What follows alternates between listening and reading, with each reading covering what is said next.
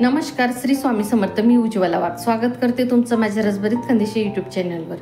तर आज आपण बीटपासून काहीतरी वेगळा प्रकार बनवणार आहोत. त्यासाठी इकडे घेतले मी बीट, 2 पाव बीट घेतले, छोटी अर्धी वाटी साखर घेतली, अर्धी वाटी कॉर्नफ्लॉवर, 4 ते 5 टेबलस्पून मी तूप घेतलं, अर्धा चम्मच मी विलायची पावडर घेतली. आज बीटची आपण सॉफ्ट अशी बर्फी, जी जेलीसारखी ती बर्फी राहते, ती बनवणार आहोत. तर सगळ्यात आधी मी या बीटचे छिलके काढून घेते.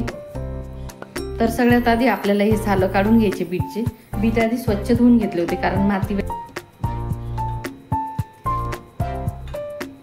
तरी बघा बीटचे मी सालं काढून घेतले, इकडे करून टाकते बारीक. आपल्याला त्याचा फक्त रस पाहिजे अर्थ, तर पूर्ण बारीक करून घेते. मग नंतर आपण चाळणीने किंवा कपड्याने चाळून घ्यायचा तो रस बीटचा. छोटे छोटे तुकडे करून घेतले मी. आता मिक्सरमधून एकदम बारीक होईपर्यंत फिरून घेते, पाणी न घालता. छान वाटून घेतले आपण बीटाचे तुकडे बारीक.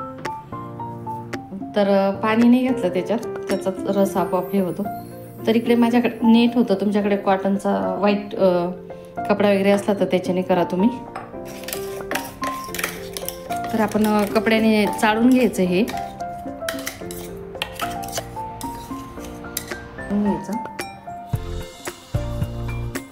असे ताजे बीट आणायचे, मग छान रस निघतो त्याच्यातून. तर ही कढई आपल्याला गॅसवरती ठेवायची म्हणून मी तिच्यातच ओतून घेतलं. तर त्याच्यात अर्धी वाटी कॉर्नफ्लॉवर घातलं.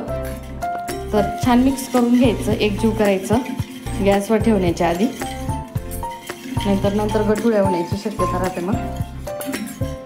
तरी बघा आता मी मंद आचेवर ठेवते याला गरम करायला आणि सारखं हलवत राहायचं. आचेवर ठेवून दिले आपण, सारखं त्याला हलवत राहायचं. कॉर्नफ्लॉवरमुळे कशा गठोड्या होऊ शकतात. तरी बघा हळूहळू ते घट्ट होतं, जसं जसं गरम होतं तसं तसं.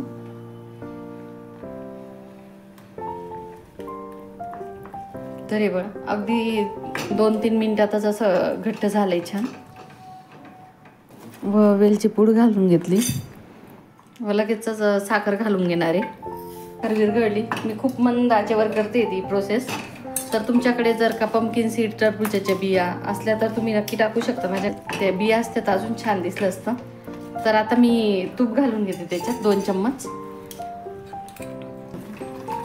तर मी आता गॅस बंद करते. तरी झालंय आपलं हे. आता एका डिशमध्ये ओतून घेणार आहोत आपण. तर हे बघा इकडे डिशला मी तूप लावून, तर आपण लगेचच ओतून घेणार आहोत गरम गरम.